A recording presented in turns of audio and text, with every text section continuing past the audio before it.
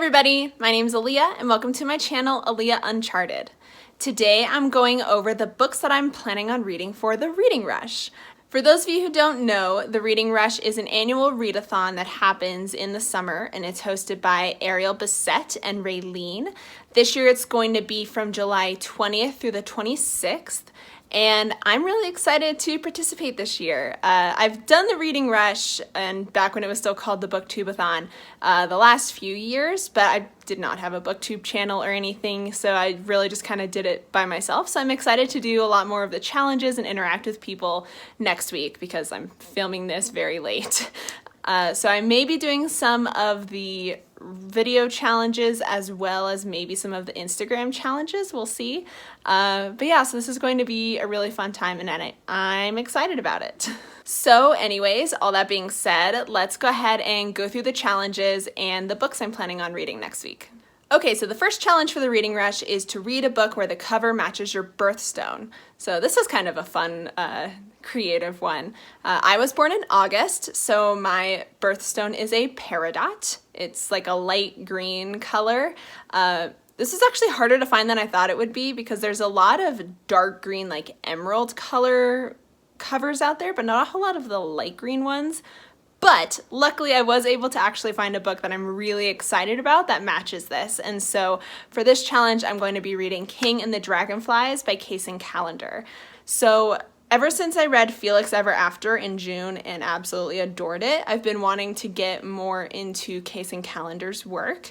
And this was already pretty high on my list because I've heard nothing but good things about it. So I'm really excited that I can read this during the Reading Rush this year. So King and the Dragonflies is about this boy named King who recently lost his brother and believes that he has turned into a dragonfly.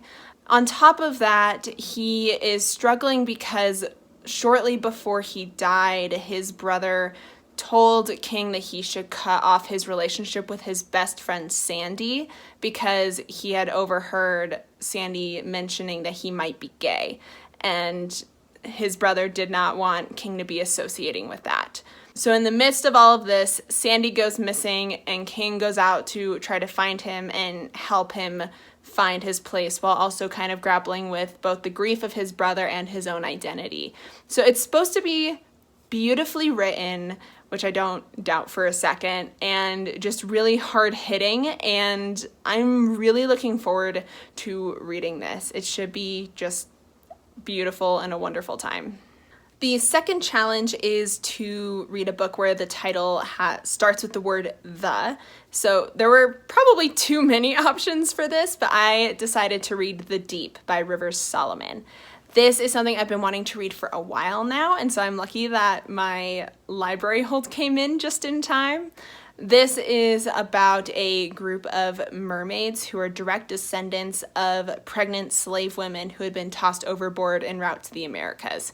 And it definitely is a book that deals with a lot of generational trauma, as you can imagine. We follow a person or one of these mermaids, and they serve as kind of the memory keeper. Think kind of like The Giver by Lois Lowry, where there's one person holding the history, the collective memories of their people, and then every once in a while, periodically, will share those memories with everybody else to kind of keep them alive. But otherwise, they hold on to the memories themselves so that nobody else has to live with the burden on a daily basis. I'm not actually sure where the plot goes from there, to be honest, but that is plenty to make me interested, and I've heard nothing but good things about this book. It's supposed to be beautifully written, and as a plus, Daveed Diggs reads the audiobook, and so I think that'll be extra fun. So I'm really excited to finally get to this one. Challenge number 3 is to read a book that inspired a movie that you've already seen. So where you've actually seen the adaptation first, but you haven't read the book yet. And so for this one, I'm actually going to be reading Stories of Your Life by Ted Chiang. This is a collection of sci-fi short stories, and one of these short stories inspired the movie Arrival that came out a couple years ago. I really loved the movie Arrival. I thought it was so cool and mind-bendy, and I was probably particularly biased because the story follows a linguist who is trying to figure out how to communicate with aliens, and so she just applies a lot of linguistic methods to translate. And I was particularly in love with that because I studied linguistics in college, and so it was just a whole lot of fun to see something like that portrayed on screen. So anyway, I'm really excited to get to this, if nothing else than just the short story that Arrival was inspired by, but I think I'd be interested to read a bunch of his other sci-fi short stories because I've heard that this is really good and that, yeah, it can get a little twisty. And if Arrival was any indication, I think it'll be really, really cool. So I'm excited to get to this. Challenge number 4 is to read the first book that you touch. And I was kind of struggling with how to approach this one because I don't have a whole lot of books on my physical TBR, and I'm not going to be reading 7 books in a week.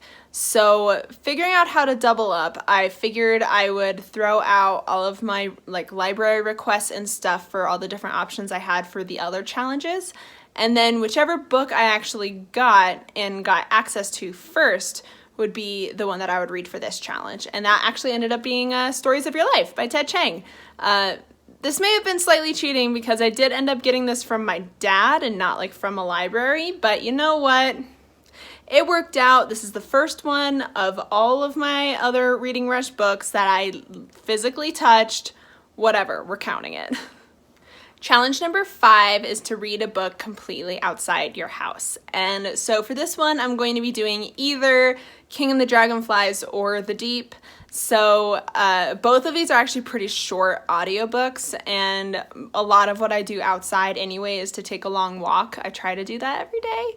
So I figure it would be pretty easy to listen to one of these exclusively on those walks outside. So that's just what I'm going to do, because I think both of these audiobooks are maybe 5 or 6 hours. So pretty short in terms of audiobooks, especially since I read it a little bit quicker than just normal speed. So that's what I'm going to do for this one.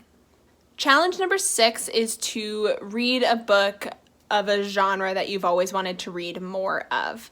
And so this one, actually, I would probably make King and the Dragonflies be my choice for this one, just because it's actually been a really long time since I've read a middle grade book, and I've been wanting to kind of get more into those again, because I think middle grade has really had a kind of resurgence. There are a lot of really good middle grade books out there that people keep talking about, and so I've been interested in what middle grade looks like these days. I'm going to count this for that. But also, I think Stories of Your Life would also count because I'm trying to get more into sci-fi, because I really love it every time I read it. I just don't read it enough, but we're going to stick with King and the Dragonflies for this one. So the last challenge for the readathon is to read a book that takes place on a continent different from where you live. I live in the United States, so we're looking outside of North America. And so what I'm going to read for this is In Other Words by Jhumpa Lahiri. I meant to read this in May, and I never got around to it, and this is one of the top books that I want to read by the end of the year, so I'm really excited that this fits one of the prompts. This is written by a Bengali author who grew up in the UK, and when she was in college, she studied abroad in Italy and fell in love with the country and the language there, which can relate. Anyway, later on in life, she decides that she really wants to master the Italian language and learn what it means to express oneself in a different language, and so she just up and moves to Rome with her family. And so this book is her work, her autobiographical work of the journey of learning how to master Italian, which is just so cool to me. Anyway, so this is actually written in Italian. It's actually in a dual language format. So she wrote it in Italian. So we have Italian on one side, that's her original text, and then on the other side is an English translation. So it's a pretty short book to begin with, but it's actually half this size, which is nice for a readathon. But I haven't decided what format I'm going to read it in. I can also speak Italian, although it is very, very rusty at this point. And so I might try to read this in Italian and then look over at the translation, kind of go back and forth. I don't know. We're gonna give it a go because I know I want to have Italian a bit more in my life, and I feel like this is probably a good place to start. So yeah, I'm excited to get to this finally. Okay, so that is it. Those are all the books I'm planning on reading for the Reading Rush this year, and I'm really excited to participate. Again, I am thinking of doing some of the video and or Instagram challenges this year, so I guess keep an eye out for that.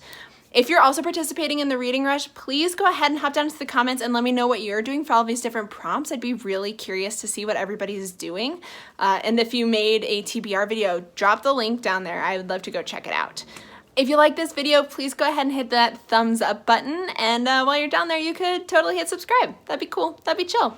Anyway, that is all I've got for you guys today. Thank you so much for stopping by. I really appreciate it, and I will talk to you guys in the next one. Bye! Oh, did you hear that crack? Now my wrist is just floppy.